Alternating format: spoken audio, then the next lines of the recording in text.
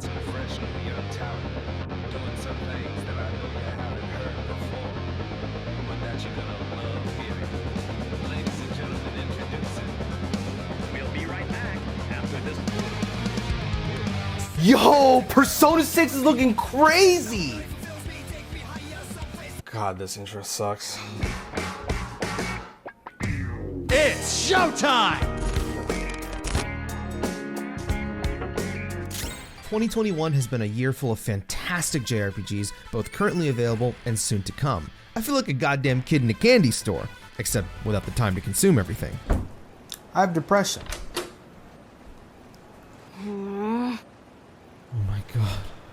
Shoko. Neo The World Ends With You came out on July 27th, 2021, with piss poor sales in Japan and Europe. Feel free to call me out on this if I'm wrong, but I swear Square Enix barely made an attempt outside of Japan to market this game. And it makes no sense to me. Now more than ever, I feel like JRPGs are breaking free bit by bit from their niche genre and reaching into the mainstream. Dragon Quest XI is the best-selling game in that franchise thanks to Nintendo's insane marketing for it. Persona got a huge boost because of its unique style, and of course, Joker's inclusion to Smash Bros. Why can't Neo be right up there with them? It's got the style, the fun characters, and oh boy, I'll get into it later, but the combat, bro, I have never played another game like this. You know how the first 4 Pokemon games were based in Japan and then Unova was this massive departure to the United States? Huge change in scenery, but the familiarity of Pokemon's combat and feel is still there. Obviously, Neo is still set in Tokyo like the original, but it's like coming back home to the hustle and bustle of Shibuya. Banger music blaring and the fashion scene is crazier than ever. But the game is different, way different. This time around, instead of syncing up with one partner, you've got a team of 4, 6 active party members? Pinoy, you're not selling me on this. If anything, you're making me not want to play the game, bro.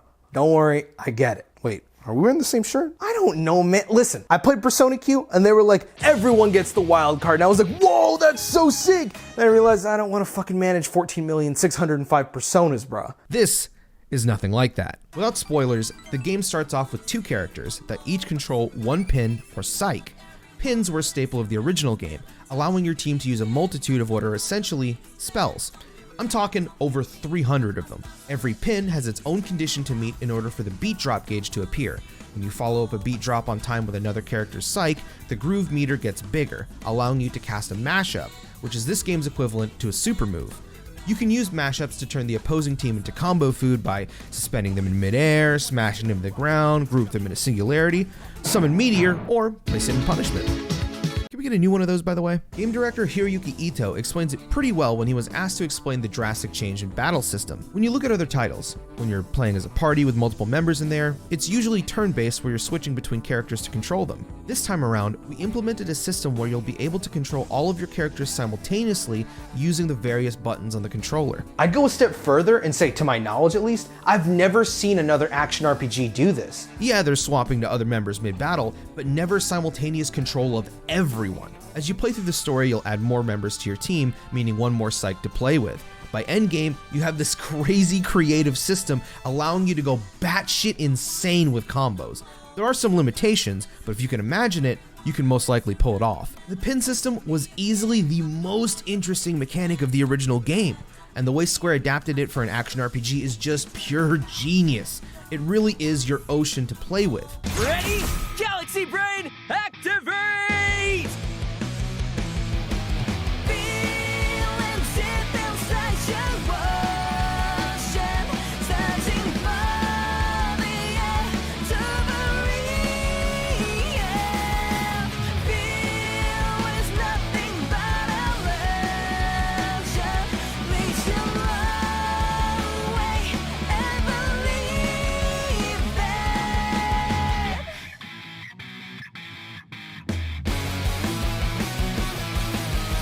Neo eases you into its clever combat system at just the right pace, giving you enough time to adjust and test out new pin combinations. Now, if only the music would stop changing every time I press pause to change my pins.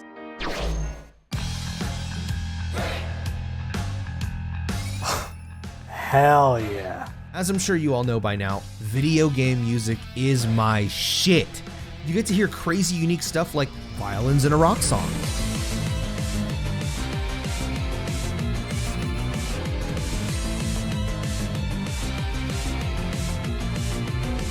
or techno in an orchestral composition.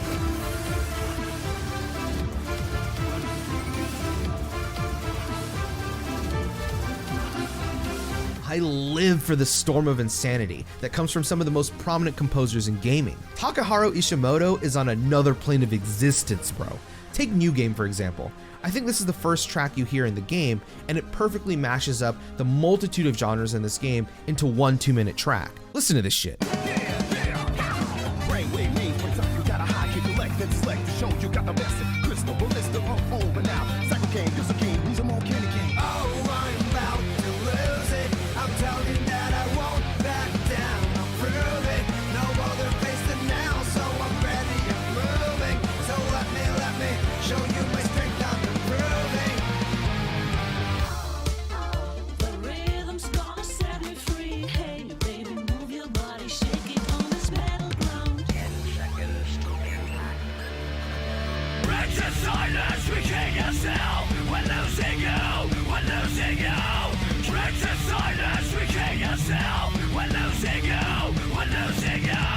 Like, how does this flow so well? From top to bottom, this game is full of bangers. I don't know how many times I've listened to the entire thing, but I struggle to think of a single song that I didn't enjoy. I might get flamed for this, but I even think most, if not all of the remixes are better than the original versions. Except Twister. That one goes to Kingdom Hearts. This one's a banger.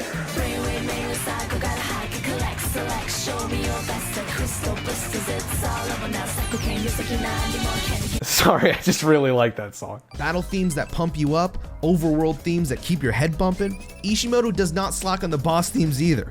Each one gives off a unique feel depending on the opponent. I'd say my favorite would have to be either Unpainted or Shibuya Survivor. To make matters even more interesting, early on you unlock this mechanic called sound surfing, which is essentially like a dash.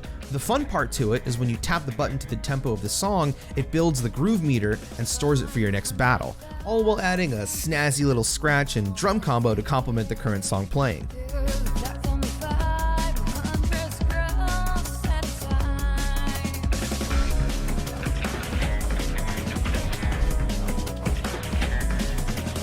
Circling back to the battle themes, Breaking Free just sends me back to when I was in middle school, listening to Linkin Park and 3 Days Grace all day, and I don't say this as a negative. It's fucking awesome.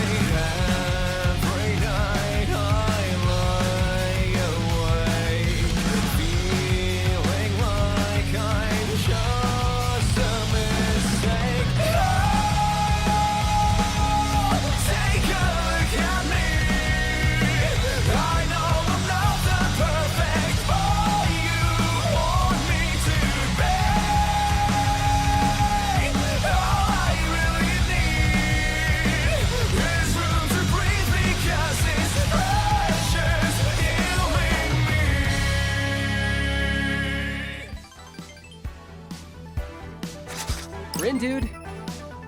What the? What's wrong with that? What really wraps this game up nicely is the presentation and style. Neo just feels cool. The UI is hella stylish while being clear, concise, and easy to navigate. Battles keep most of the screen real estate focused on the fight with a simple HUD. The same can be said for wandering around Shibuya itself. Comic-like conversations are full of life, and the art is the definition of expressiveness. Gen Kobayashi, Miki Yamashita, and Tetsuya Nomura know exactly what they're doing with how the cast is posed in their sprites. You can tell someone's personality just by looking at them. Without spoiling anything, Rindo is one of the best protagonists I've had the pleasure of following in a long time. He starts off a bit reserved, like most JRPG protagonists, but the lesson he learns feels refreshing and feels like he really comes into his own. The same can be said about another character, but I don't want to spoil any of that for you. The main story, including all the side quests, will run you about 40-ish hours of game time, maybe less if you're not shit at the game like me, plus it doesn't overstay its welcome, and outside of the turf wars, nothing felt tedious or frustrating. Square has a literal gold mine on their hands, and seeing Neo get kind of forgotten about in its Western marketing is really sad. Originally, it was teased to the world through a website back in November of 2020. That's cool for die-hard fans, but the lack of presence in Nintendo Directs and Sony's State of Plays was a huge missed marketing opportunity. Even worse when it didn't show up at E3 at all, unless you count 2 seconds of a sizzle reel.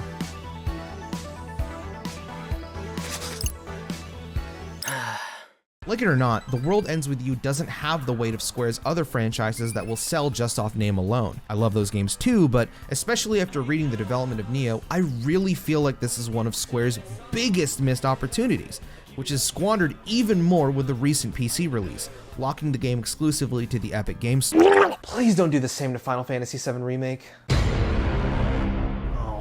Just like with the original, the team behind Neo intended to breathe fresh, new ideas into the genre, and in my opinion, succeeds by every measure. In this interview by IGN, producer Tomohiko Hirano had this to say regarding development. With the original version of the game, from the very beginning, we've had a lot of fans that have been asking for a sequel to come along, but with the content of the game, it's a little out there. It's a little different from your usual game, and with that, we needed to secure an environment where we could really focus on the development of this team. Up until now, we really weren't able to secure that kind of environment, but now that we have been able to do so, we've been able to proceed. Hirano specifies that the team wanted to create something totally new, rather than simply do what they had done with The World Ends With You and attach a different plot. And in the interim, new platforms came out, changing the systems and tools they had to work with. Here, series director Tatsuya Kondo interjects with a succinct addendum. We were also busy handling Kingdom Hearts, so we didn't really have time to allocate to this series previously. Oh my fucking god, they did it! Rebecca Valentine, the person who conducted this interview, later asked him this. It's hard not to harp a bit on the 14-year gap between games in what is now The World Ends With You series. After all, most unique experiences don't go that long and then suddenly get a sequel after years of fan requests.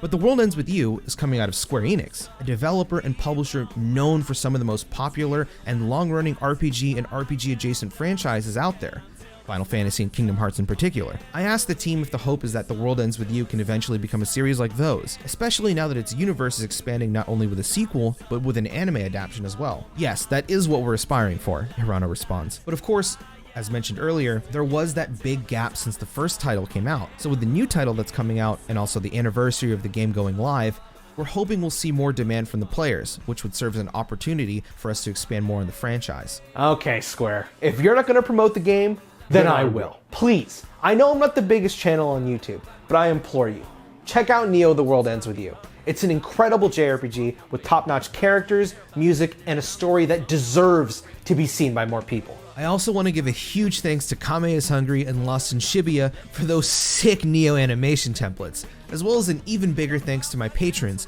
for making this video possible. If you're interested, I've got a podcast available on my Patreon at the $5 tier where I talk about what I've been playing, what I've been watching, as well as a bunch of random topics with you guys. You'll also see previews for new videos before they release, get a behind-the-scenes look at how they were made, plus I answer every single question I'm asked in a monthly Q&A video. This video was a lot of fun to make and helped alleviate a ton of the stress I'm currently dealing with in real life.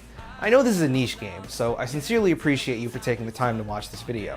With that being said, thank you all for watching this video. Leave a like if you enjoyed, leave a dislike if you didn't, and I will see you next time. Neo is not like Persona 5, you fat fucking imbecile! It was just a shitty joke, man. Calm down. No, it's people like you that are the reason nobody bought the fucking game!